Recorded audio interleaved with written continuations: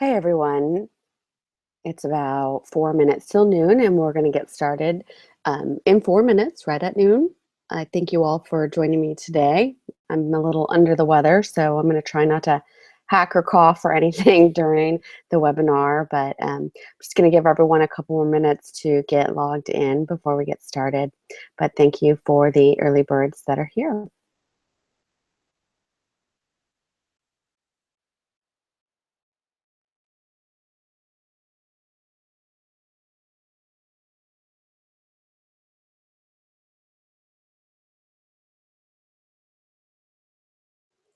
Oh yeah, and a quick little housekeeping. If you can hear me, can you type "I can hear you" or something in the chat box just so I can make sure that everything is working smoothly? Thanks.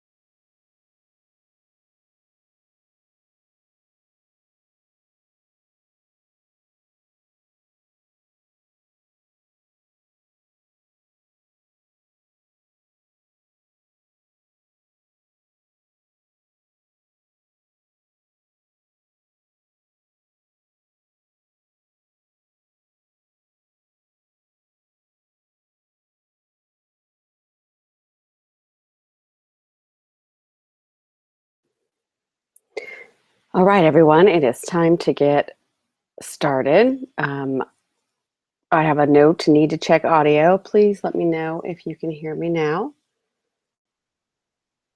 Just go over to the chat box on the side and say yes, no, whatever it is. We're going to get started. While I'm waiting for that to come in, if you would like to go ahead and type in the chat box where you are tuning in from, and along the way of the webinar, if you have any questions at all, please feel free to type them in, and we'll get to that at the end. Just want to give a shout out to a couple of people that I know that are joining us today. Chris from my networking event, Olivia, is I met her through NASP. A couple other people here, some that I don't know. So I'm excited to share this topic with you guys today. So we're going to go ahead and get started. Our webinar today is how to get all the clients that you ever wanted with LinkedIn. This is a really great refresher course for people who maybe haven't been using their LinkedIn, have changed their job, want to really get back into using it to get clients. So without further ado, we will get moving along. So a little short history about me. In my networking group, if you ever come to visit, I say I speak Geeklish. It is my funny way of saying that I can bridge that gap between technology and the, okay, good. Sorry, I was reading the chat box. So I bridge the gap between knowing the nerdy coding stuff and the regular conversation with my clients, and I'm able to bridge that gap between the two to present them online in a way that they really want to be seen. I'm a faithful band mom to my kids. The picture in the center there is my son Garrett on the left. He plays a bunch of different things in percussion, but likes a vibraphone. My daughter Katrina in the middle, she played multiple instruments as well, but the mellophone and the French horn were her core instruments. And Marius is on the right. He is our exchange student that went back to Germany, and he played the clarinet. I really love working with small business owners. It is my passion to help them in a marketplace that they often can't afford. And the picture on the left is me and my wonderful husband, who has endured thousands of selfies. And so, you know, I know that people make fun of other people that do selfies, but we love to take pictures when we're out together doing stuff. So there you go, a little bit about me. So we all know that it's good to have a Facebook page and even a Twitter account. It's even better to run a Facebook group. And there's no denying that not only is Facebook still the #1 social network, but it's a star that's on the rise again. However, there's another social media platform that business professionals in particular really should not ignore, and that's LinkedIn. People don't know the statistics behind LinkedIn, and there's lots of varying information, and nobody really wants to spend the time looking it up but me or my intern. But you know, you think about things. Many LinkedIn users are part of a higher income bracket, which means they have a larger disposable income than the average US consumer that you're going to find on Facebook. So it is a great opportunity to look for some of those bigger fish. LinkedIn is the social network most closely aligned with the business mindset. You're not likely to see pictures of people's babies or what they had for dinner, and God forbid, please don't talk about politics on there. It is a service-oriented to business-focused professional arena. It is above all still a networking social arena, but LinkedIn will attract those most likely to be interested in and to be able to afford your products and services. The average income of LinkedIn participants gives them twice the buying power of the average US consumer. And that's according to the Social Times infographic. It was published in May 2013, but we looked it up and it's, you know, it's a pretty consistent thing. In 2015, average income statistics are quoted on several sites varying from over 75,000 to 109. So it's still a pretty valid statistic. 58 of the users spend more than 2 hours a week on LinkedIn, and that's according to a 2015 article at Forbes. But the most important part the article makes is that the time spent on LinkedIn is up from the previous year by 10%. Another fact that you should know about LinkedIn users, the strongest age demographic is the 30 to 64-year-old range. And that's a bracket most likely to seek the products that you're selling. You'll notice from the infographic section above that there is a high representation of those with university degrees. So if you're trying to attract recent university graduates, for example, you want to help coach people in job seeking, then this is definitely a good platform for you. College and university grads are the biggest demographic next to the 30 to 64-year-old group of professionals. Now, I know that all the people on here have varying professions, and so I'll use examples along the way. Some of them will be, you know, spot on for you, and some of them will be for someone else. So what we want to do when we're working with LinkedIn is the first thing is you want to clean up your profile. So before you attempt to connect or reconnect with people on your LinkedIn, it is absolutely imperative that you clean up your profile to make sure it represents you in the best possible way. So if you haven't logged into LinkedIn for a while, you're going to notice some changes. In fact, LinkedIn makes it easy for you and it went out of its way to point them out. So after the webinar, you can go and log in and click through the next buttons to bring yourself up to speed and see all the different changes. Before you take action on any of these notifications, we're going to clean up your profile. It's easier than ever before to edit. You just want to click on that photo on the top right of your browser and it will open up along with some suggestions. I don't necessarily take every suggestion that LinkedIn will put out, but they do have some that will help you. All right, so the first thing that you want to do is see how your ideal client is going to see your LinkedIn profile. When he or she views your connection request and clicks on your profile link, what do they see? A lot of people have never even gone to click to see how other people see your profile, and this is a great step to get started. So to do this, you'll just simply click on the View Profile As and select an existing contact who is close to your unique ideal client profile, and this will give you a good idea how that client will see you. And then here's where you want to make some notes. So you make notes of the elements that you want to move or change or delete.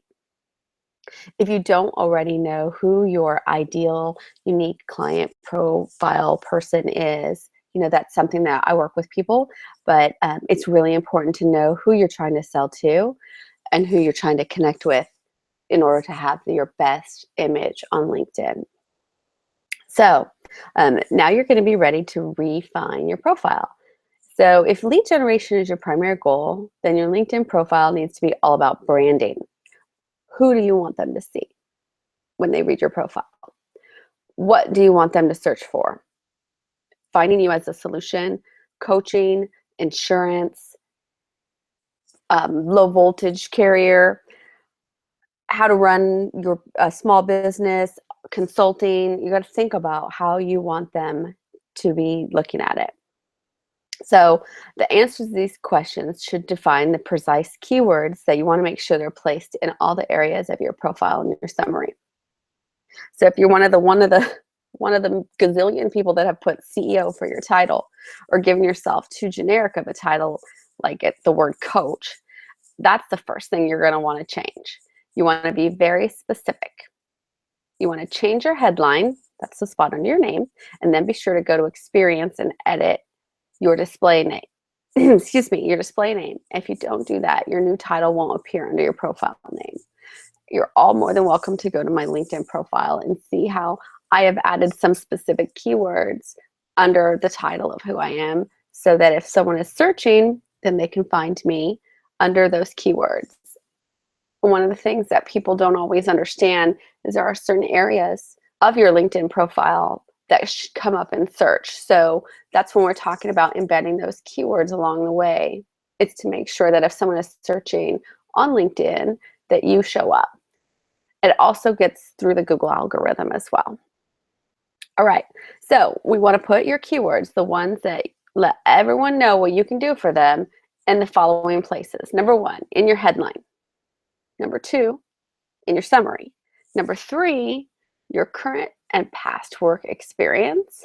Number 4, your skills section. And number 5, your job title. Those are the 5 most important places that you have your keywords. All right, so endorsements. By all means, go for endorsements. Just make sure that they're relevant ones and that they contain the main keywords you want to be known for. So you can go and clean up your endorsements and remove ones. Let's say you had a job change recently and maybe you used to sell insurance and now you sell advertising. Any of those endorsements that are related to insurance, you might want to remove unless it's something that's bridgeable. So the next thing we want to do is to add sections to your profile. So you click the View More link under Suggested Sections. And if you haven't been in LinkedIn for a while, it's automatically going to suggest sections to add.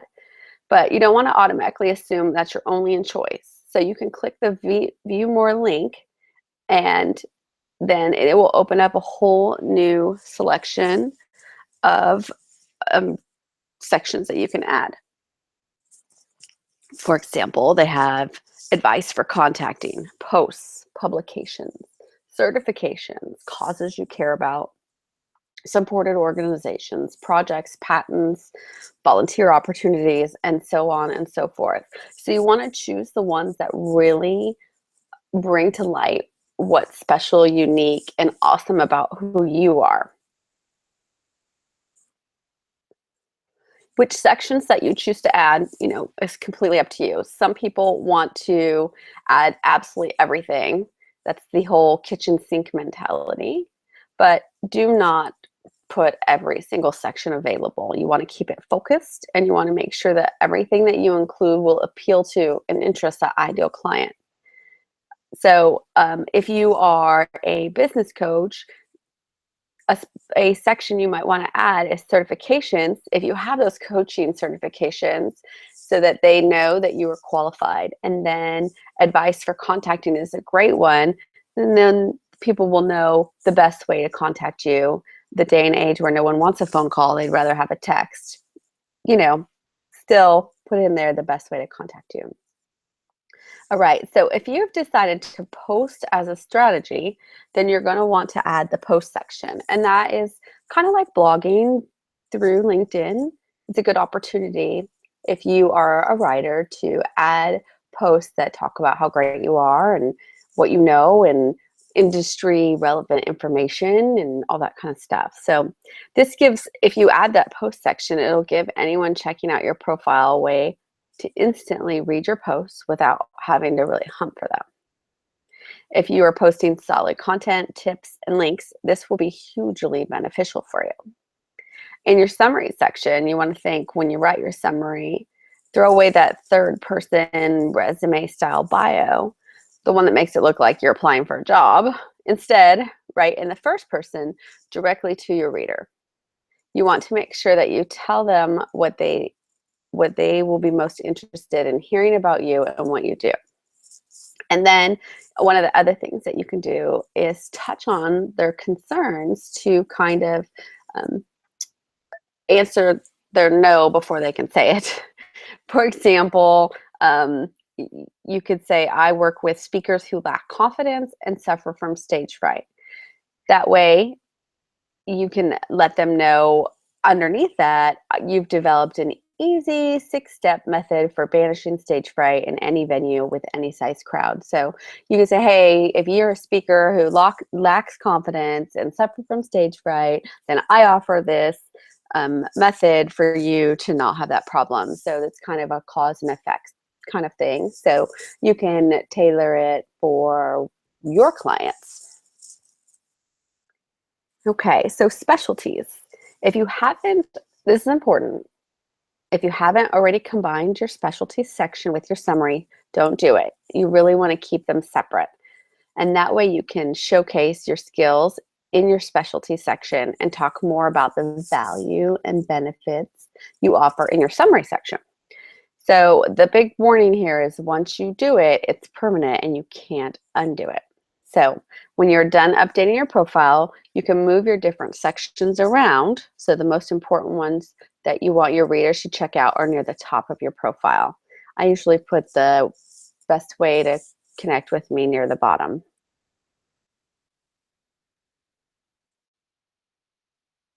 All right, so this is the way that you can edit your privacy settings. You just go to your profile, you can go in there and check out all your privacy settings. Step 2, creating a gift or something for some kind of presentation. All right, so the last step of updating your profile is to create something that people can open, view, or download that you can attach to your profile summary. And if you've attended any of the trainings that I've done, we talk about using SlideShare and stuff. And this is where this comes in as important. You are going to do this by uploading or attaching your gift or presentation to your summary by clicking the appropriate icon. This is your big chance to go one step beyond the majority of other LinkedIn users and show your ideal client that you can instantly offer them something of real value. You can do any kind of document that's a checklist, a worksheet, a template, a short report, an ebook. And ebooks are really great opportunity to show your expertise and offer something of value. You can also do photos, which are infographics. Maybe you have a new product that you're pushing out, so you can do that product photo, a map, technical diagram, all that kind of stuff.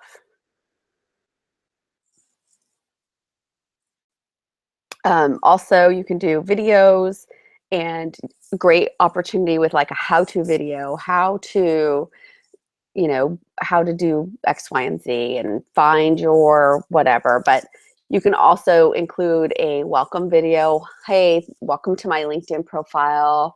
I'm Rachel. This is what I do. I'd love to connect with you on the real world outside of the digital world, and here's how. You can do a presentation. This is a slideshow too. You can do a presentation if you have a, kind of a informational presentation. You can attach that there for people to see. And all of these things gives your visitor the opportunity to learn more about you and what you do. And you're not even there. So 24 hours a day, 7 days a week, 365 days a year. This is a billboard for you and your business. And so it's allowing people to get to know you better.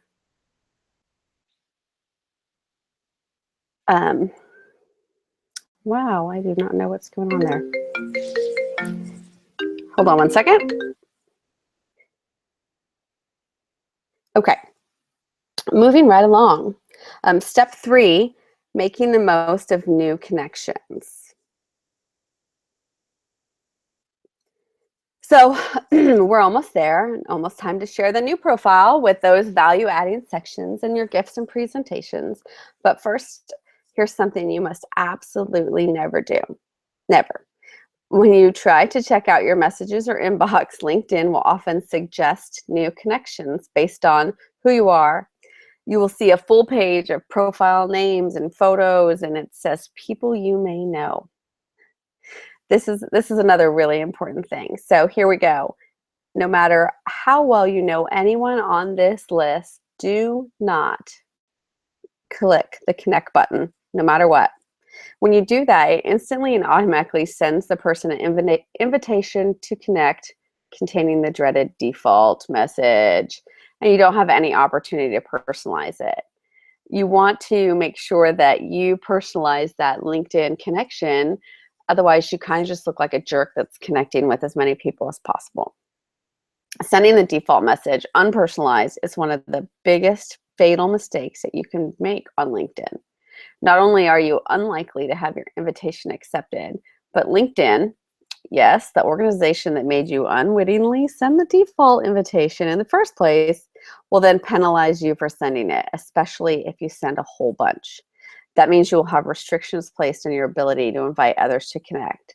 It's a crazy thing. I don't know why they have it like that, but that is just the truth of what it is. So this is what we want you to do instead. You want to click on the person's name, and it's got a hyperlink. It'll take you straight to their profile. That's where you send a personalized connection invitation. And you could do something along the lines of, I met you last week on Wednesday at XYZ networking event.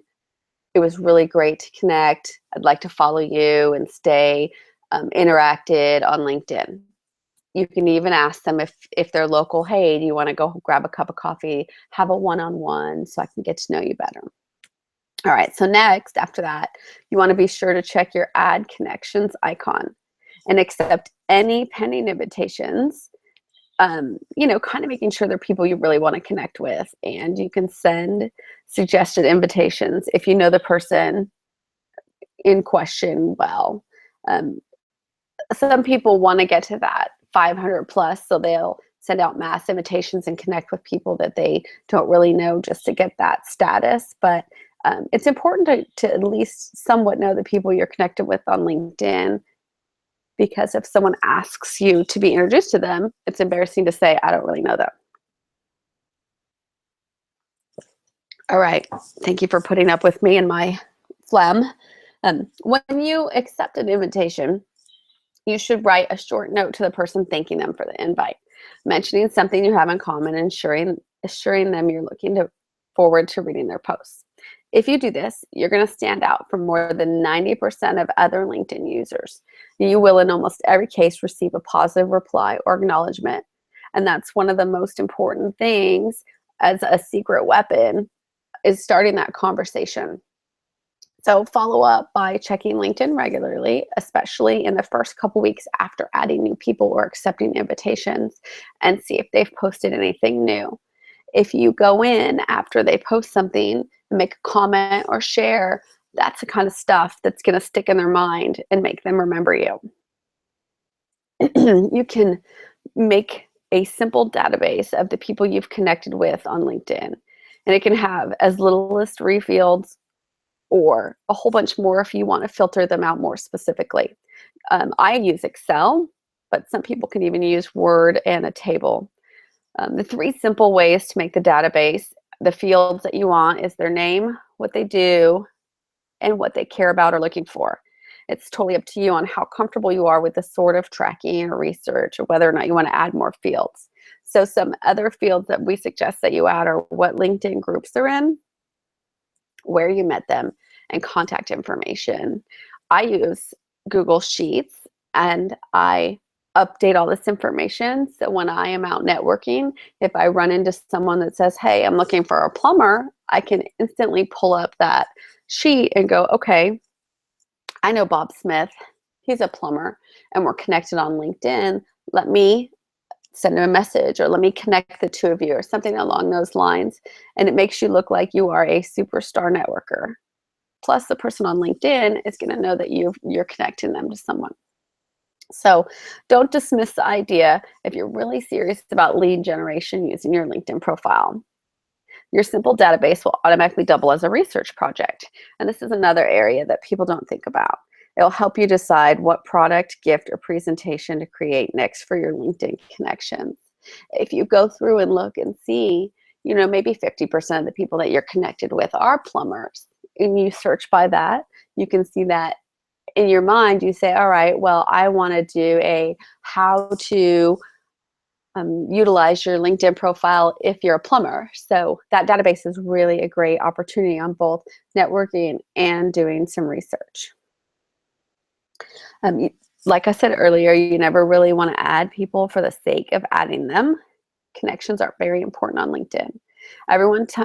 Every time someone checks out your profile or connects with you, they get a good idea of who you are by the people you're connected with. And depending on how you handle your profile and what you allow in it, they can potentially see who your influencers are, people also viewed, organizations you support, a list of skills that will suggest the people you will invite to endorse, and a list of your posts. So think about that for a minute. People also viewed.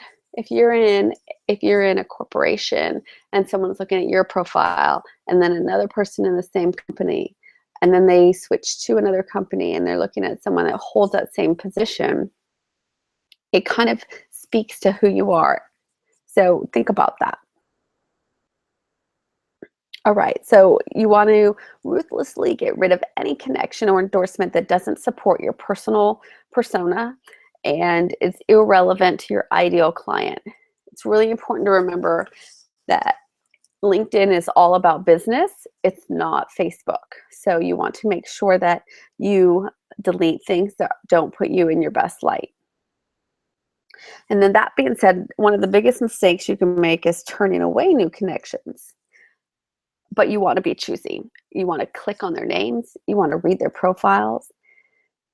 People that you want to accept are going to be people that might be your ideal client, that can help build your reputation, and then people that you can network with. I know the magic number is 500, but you do need to be a little choosy. All right, step 4. I need to crank it up if we're going to be done on time. Getting that 500 plus and the all-star status. So you want to make sure on your LinkedIn profile that you add as much information as you can, and you don't want to add anything that's irrelevant, distracting, or boring. You want to go for that all-star profile.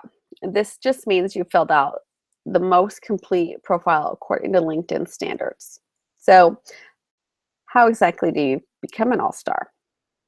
To level up your profile through all 5 levels to all-star, you need to complete the following sections. Number 1, your industry and location. Number 2, your current position, plus it must have a description. Number 3, past positions, and you must have a minimum of 2. Your education, your skills, and you must have a minimum of 3 skills on there.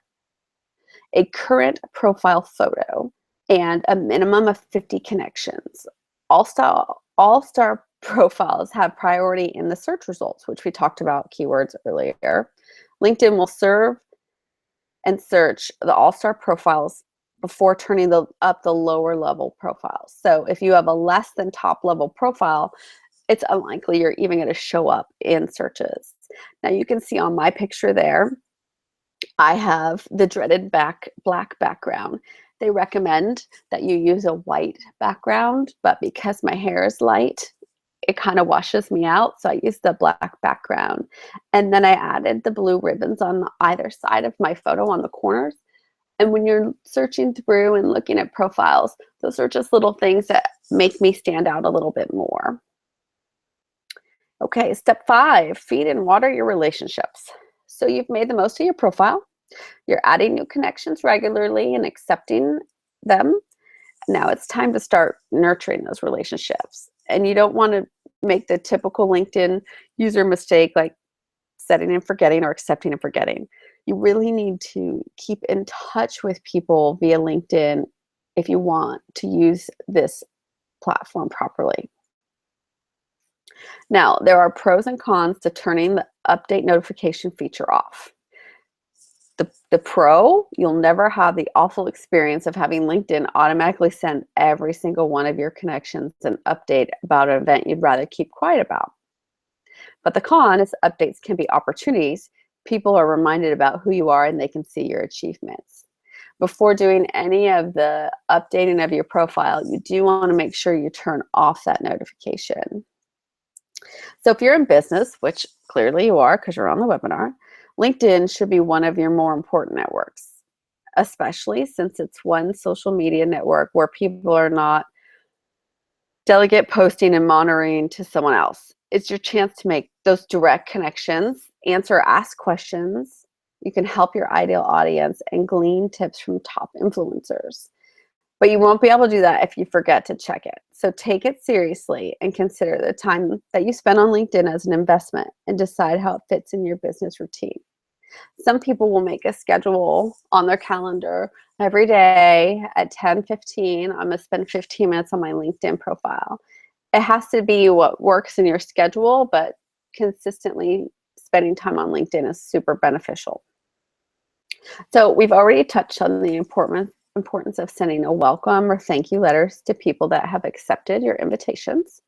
Now we want to go one step further by concluding your letter with a call to action inviting them to visit a link or download a gift. Just make sure this is not a link to a paid product or one of those boring sales pitches. It should be more of a, by the way, here's something I think you'll find helpful. Get into the habit of making posts regularly. You want to keep them simple, clear, and targeted. Conversely, now and then, if you have something truly important and helpful to say, you can write a longer post. You always want to gear your posts to your ideal reader's interests. Never use posts to ramble, vent, or go off on tangents. Again, that's what Facebook is for. To add a post, just go to your home page and you can click on Publish a Post. When you do click on the publish a post, you'll also discover that you can add the rich media. That means that you can use LinkedIn Pulse to do things like a SlideShare presentation or a podcast. So when you're writing these posts, you want them to come back to one point.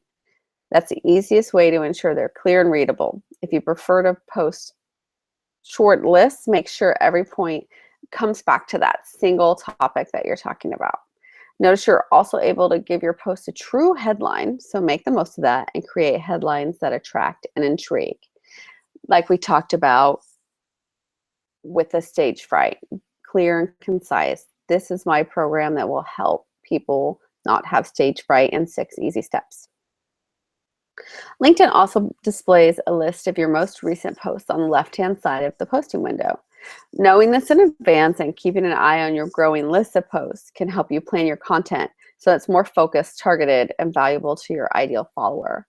One example is to write a short intro post that leads them to a blog post that you have written that's longer with more content and information. So you can do a brief synopsis and then add a link to read the full article on your website. Number 6, making the most of groups. Some people say that LinkedIn groups are no longer as useful as they used to be, but honestly, it just depends on how you use them. Your number 1 priority is you want to join groups where you will either find research information that you need, or you'll find people in need of your help. The more groups you can join, the merrier. Searchers are also influenced by the groups you're associated with. Make sure that you are prepared to contribute to and monitor your top key groups. By research information, that means joining industry or specialty groups where you can hear current tips, workarounds, updates, and news. It'll actually save you time belonging to a focused industry group rather than monitoring several blogs and getting the same information. Create content for people who need help in your groups. Most of all, be sensitive of when you offer it. You don't want to look like a know-it-all. You can either direct people to a landing page where they can download your helpful content or refer them to an info-packed relevant article you've written if they've asked a direct question. So you can go to LinkedIn and discover groups page to read group summaries and join ideal groups. LinkedIn will offer different groups that it thinks you'll be perfect match for you based on your information you've given them and other groups that you belong to. Those ones often will naturally and organically allow you to connect with people. So I know I'm going on and I haven't asked any questions, but over on the right in your chat box, go ahead and type in how many groups that you belong to, if you know, or just put yes that you are participating in groups. And I'm just going to keep going along. When checking out your groups, get in the habit of asking yourself, how can I help people here today? And what can I share that does truly help them? If you want to connect with industry influencers, look to see if their faces are among the lists of small profile photos, people you know on the groups you're checking out. Remember, not only will you get to know a particular influencer, but if you post regularly, the influencer will get to know you. And I personally have used this in order to connect with some industry leaders. For me, there was a lady that is really, she's really good, and I wanted to know a little bit more about her, and I wanted to go to an event that she was going to put on. And so when she posted about the event, then I started asking more and more questions, and I was able to arrange a meeting with her before the event. And it's really benefited me, and I've been able to stay connected with her ever since.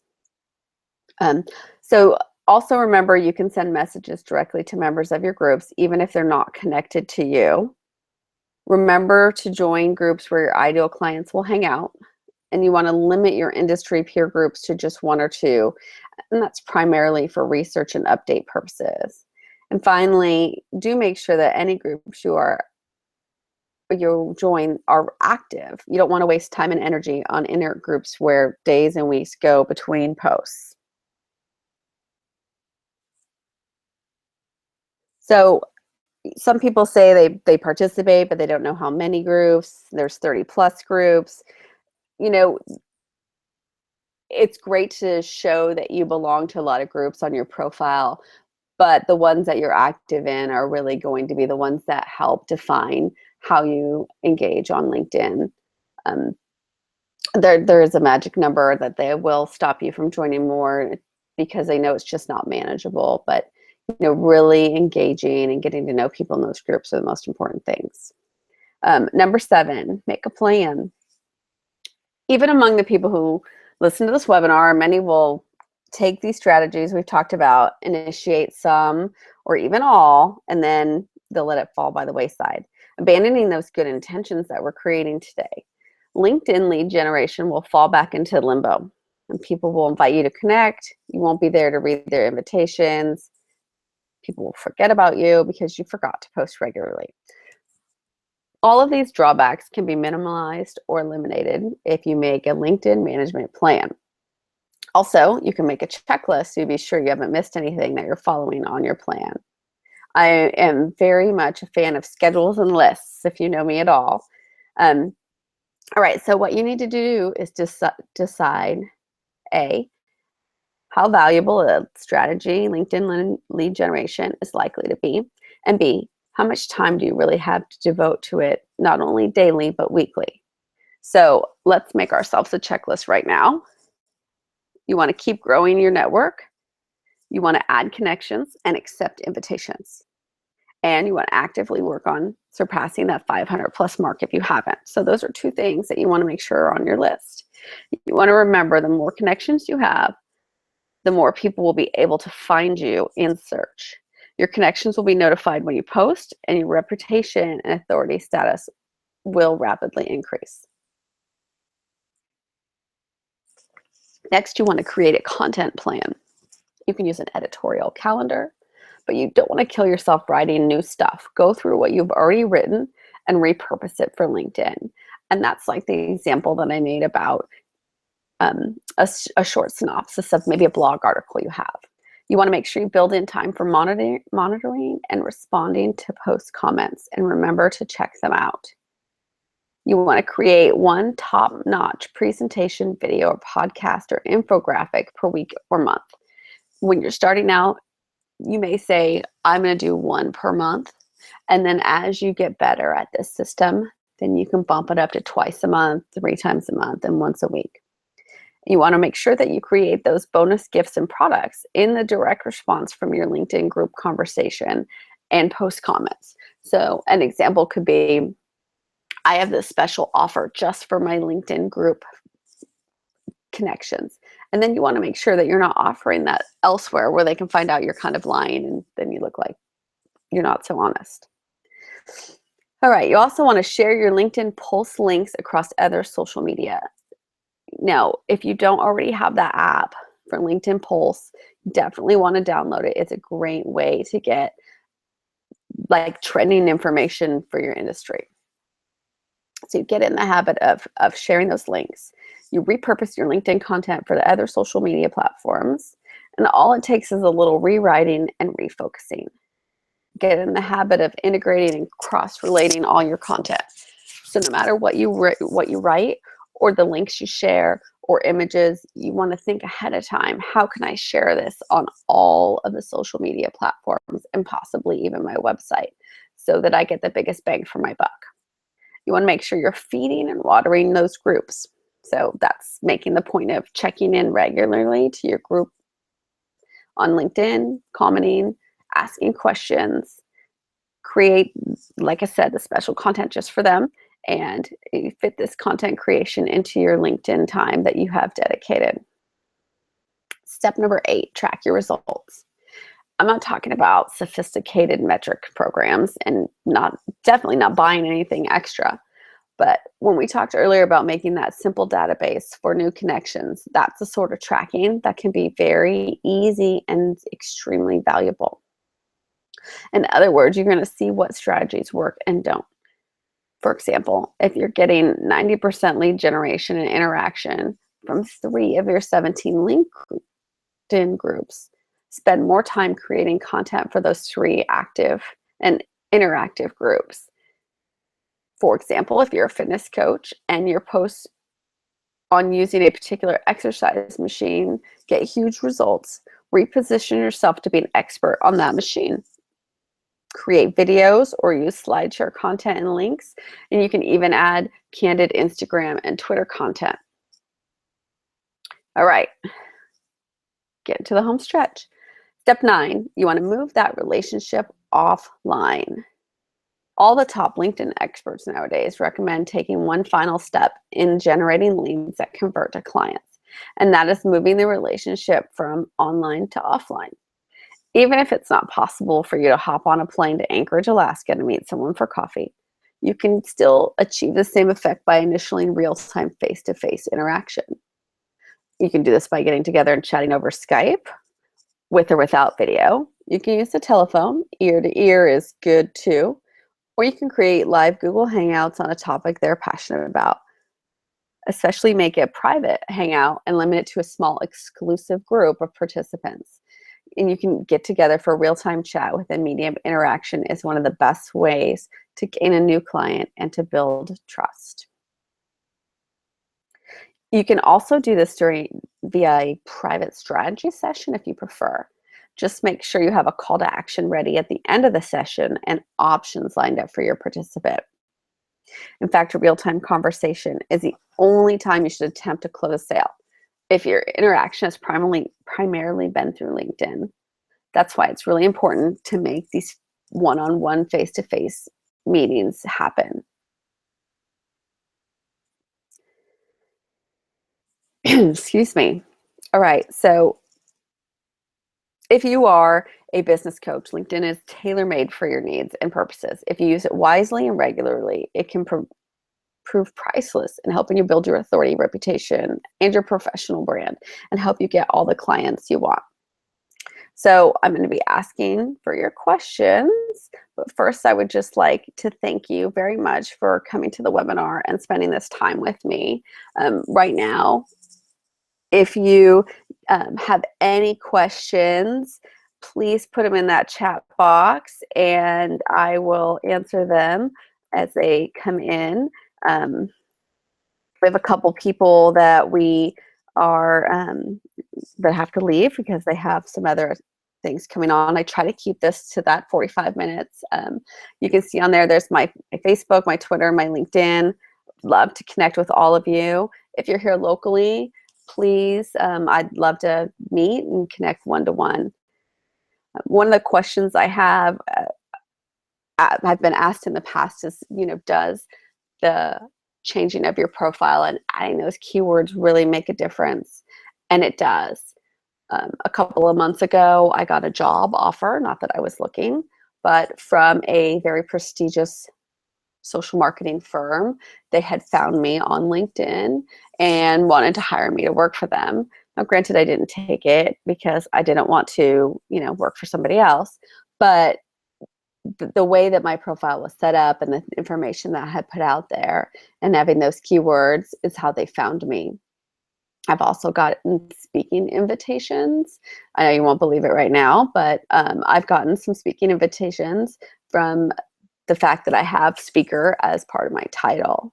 So I don't really have any more questions coming in right now. So I'm just gonna say thank you all for attending. I will be emailing you some checklists and like a content calendar thing and some other tools that will allow you to really use what you've learned today and bring your LinkedIn profile to that next step with quality lead generation. And I will talk to many of you very soon at our NASP meetings. If you have any further questions, don't hesitate to reach out to me. Thank you all so much, and I really appreciate it.